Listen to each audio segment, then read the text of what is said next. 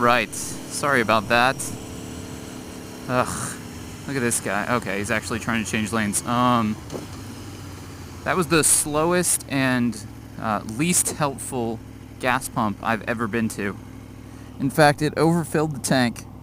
So now I'm kind of like a little bit nervous. I'd really like to burn through this gas pretty quick because I don't want it to be overfilled. It actually tripped the, I guess the overfill hose inside the tank there, which never happened before, which is kind of shitty. But you live and you learn.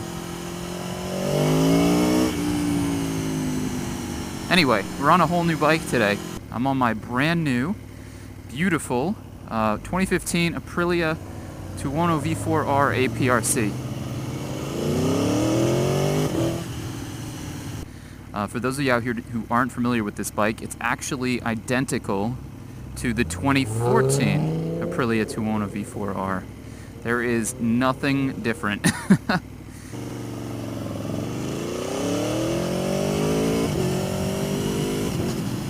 In 2015, they're actually coming out with the 1100cc factory version of this, which is supposed to be amazing, but I don't need 1100cc's. To be completely honest, I don't need 1000 cc's. If they had made this bike in a 600cc configuration, I would have been the first guy to get in line to buy one.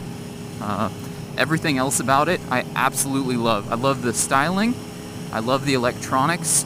This has the aPRC package, which Aprilia is pretty known for.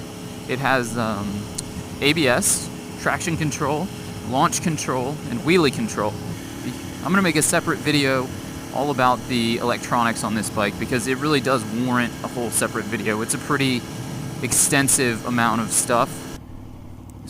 Gasoline on my tank. Shit.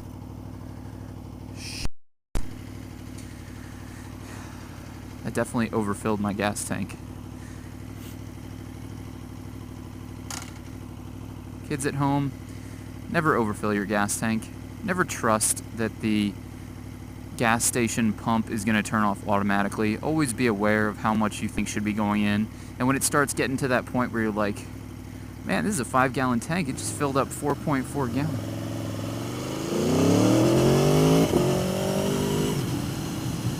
Just filled up 4.4 gallons. I don't think it needs that much gas. You're probably right. You're going to know your bike a lot more than that pump is.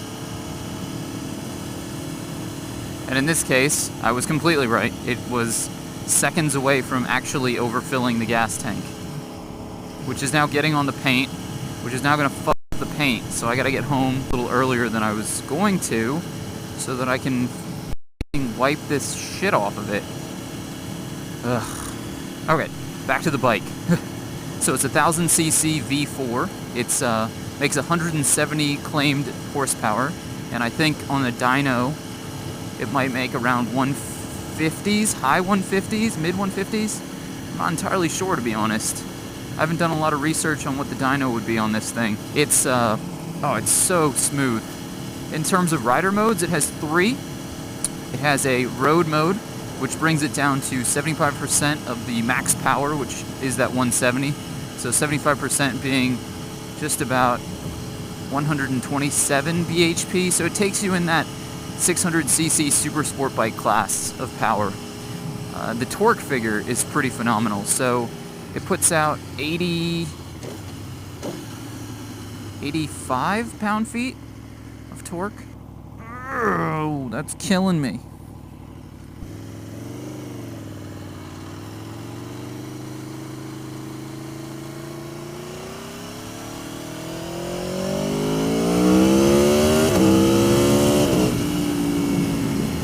Can't hear that. That's the quick shifter, and it is sublime. I've never had a quick shifter on any of my previous bikes, and above like 5-ish, 6,000, it works beautifully. You know, if you're short shifting it, you're gonna feel some kind of this reverb, and you're gonna get that grumbling, and it's just the fueling's gonna be fucking off. But other than that, when you're using it the way you're supposed to, and And then you get that sound. Oh my god.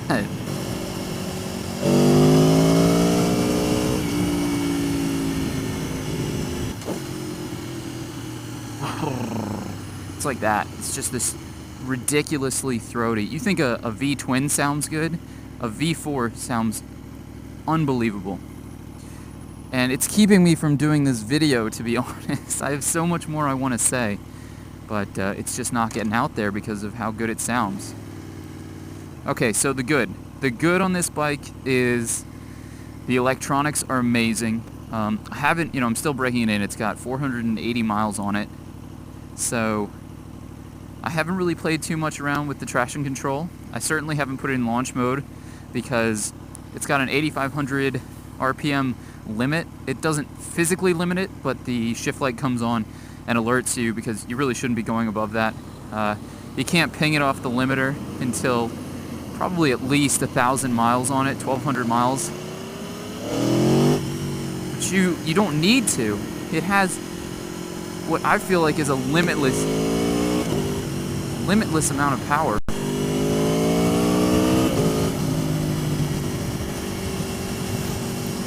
So the good is obviously the engine. The engine is not just good, it's amazing. I haven't ridden a lot of bikes, and when I knew I wanted a Tuono, it was because I wanted something that I could never grow out of. And whether that be, your eyes are bigger than your stomach, which it definitely was, because when I first rode this thing, when I picked it up, the first couple miles I was like, oh my god, what did I do? This is a lot of bike. I came from a Yamaha FC6, and I think that if you use it responsibly, and if you feel uncomfortable and you keep it in one of the lower power modes, it can be a really user-friendly bike. We're actually going to stay in this lane because we're going to take a right soon. The brakes are pretty amazing. They're Brembo monoblock. It's got Brembos in the front, Brembos in the back. It's got the ABS. It has 3 modes of ABS. It's got the 8 modes of traction control. As I kind of stated earlier, because I'm getting used to this bike, I haven't messed with anything. So the most intrusive levels are still on. I have 8 on the traction control. I have 3 on the wheelie control, the ABS, and the launch control. What else is there? What else is there? The good, the good, the good. The styling. Okay, I got the white one. If you can't tell, I'll probably get off here in a bit and show you. It's, gosh, I mean, it speaks for itself in most formats. As you can see, it's like a Street Fighter naked bike. Comes standard now with ABS. This is the aPRC model, which I think, where is it? Yeah, it says it right here. And 5-gallon tank, a little bit bigger than 2013. Again, same bike as 2014. I got it in white because I saw the black one and it just wasn't doing it for me. I decided this was the one I wanted, the one I needed to get. Look at that. Something overflow right there. Wonder if that's for me. I hope not. But I got the white one because I saw the black. I've owned an all-black bike and I wanted something different. You can get an all-black bike anywhere, but the white is a little bit harder to find. Not many manufacturers make a white bike. You can get bikes in white, but they really just don't look as good. The Aprilia is almost like tailored to be white. It looks fantastic, and in the all black, it's that matted black, so it still looks great, but it was just a little more of an absence of color than what I was looking for. I just swallowed a bug. Oh my god.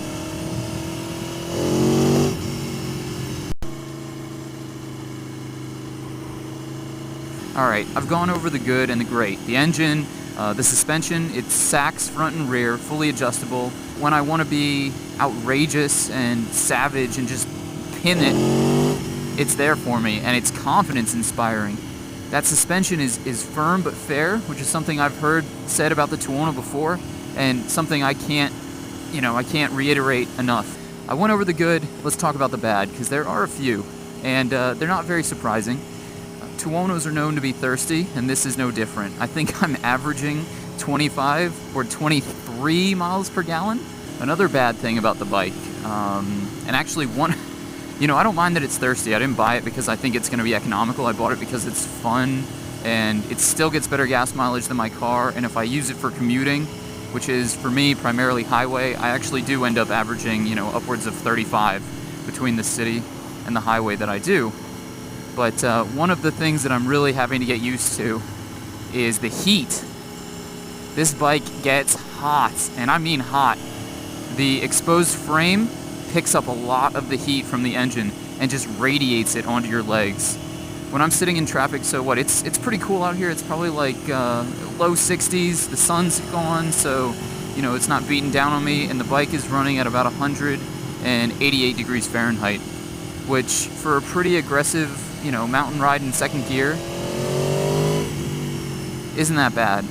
But and when I'm cruising on highway miles for like a long time in 6th gear and I'm not really pushing it too hard, I can get it all the way down to about 165, which actually isn't that great because it makes all of its power at 190. So I like seeing it up at this temperature because I know that I have all of the usable power.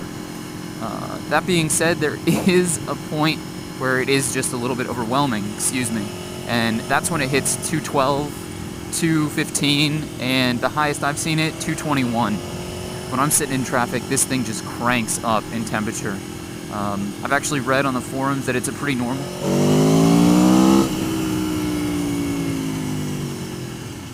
Those brakes are so good that it's a pretty normal thing with the Tuonos. They'll go up to about 220, 223, and Aprilia says that overheating doesn't occur until about 239, and that's when you should get some mechanical help because something's definitely wrong. The fans will kick on, but it's just like nothing is happening.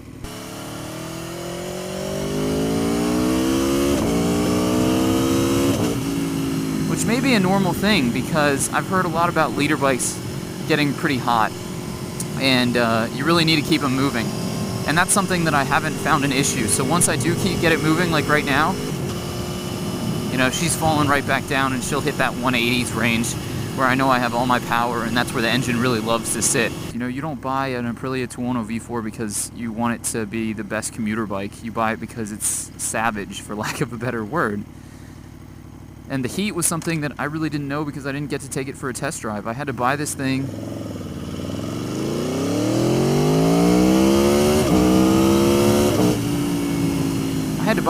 Sans taking it for a test drive, which I don't recommend to anyone.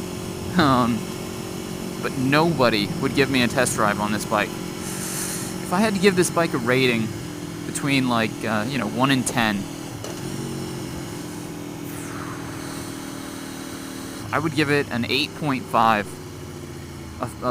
A pretty serious, I know I own it and I should be a fanboy, but I think 8.5 is a really fair score for this bike in both aspects. Like, yes, I do own it and I love it and it's mine and I paid for it, so I'm clearly a little bit biased, but also I realize that it's not completely and utterly perfect, as no bike would.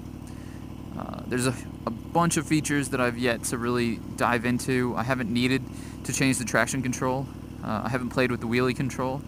I would love to take it to a drag strip and can hopefully show you guys what launch control can actually do if I can get a GoPro on the bike for that. I'm still, within my 600 miles, so I haven't been able to go above 8,500, which is ridiculously boring. I've got actually something cool coming up here. I rented out a airplane hangar. Well, I didn't rent out. I don't have that kind of money. A family friend has an airplane hangar. So I'm gonna go take some stills and some kind of zooming, panning shots of the bike. You know, it's beautiful.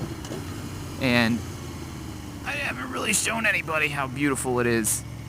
And the pictures online just don't do the thing justice. I hope you like this video. Hit that thumbs up button, it really helps me out. Subscribe for more, and I'll talk to you all in the next one. Peace!